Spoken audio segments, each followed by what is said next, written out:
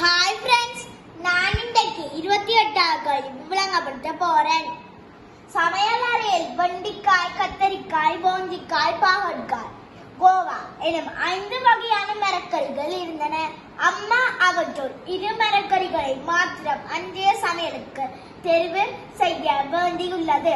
அம்மா அதனை ஒன்றிலிருந்து ஒன்று வேறுபட்டதாக எத்தனை விதங்களில் தெரிவு செய்யலாம்?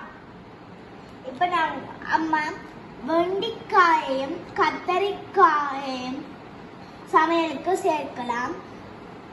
வெண்டிக்காயையும் போஞ்சிக்காயையும் சமையலுக்கு சேர்க்கலாம்.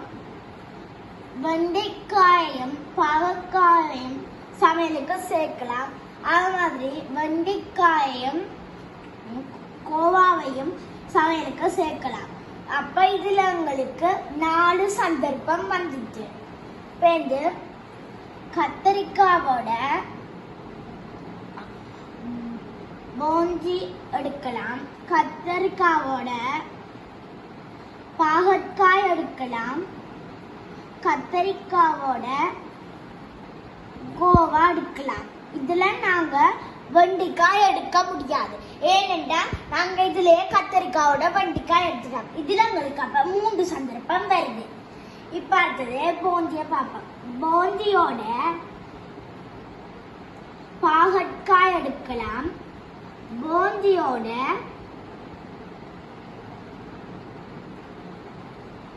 கோவா எடுக்கலாம்.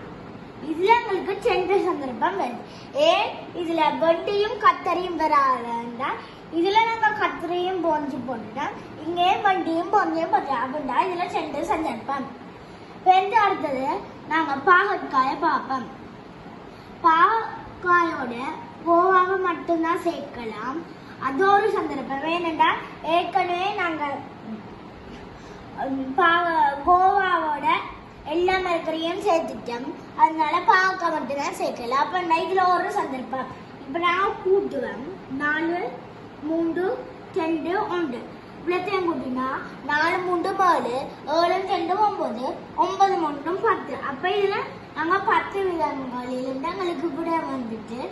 இப்ப இத எப்படி ஈஸியா காண்றதுன்னா உங்களுக்கு இப்ப 5 வகை மரக்கறி இருக்கு அப்படின்னா 4வது முக்கோணம் என்ன காணணும். 4வது முக்கோணம் என்ன காண்றதுக்கு அந்த எண்ணெய் அடுத்த எண்ணால பெருக்கி வர விடைய அரைவாசி ஆக்கணும். இப்ப 4க்கு அடுத்த எண் 5. அப்ப நான் 5 20.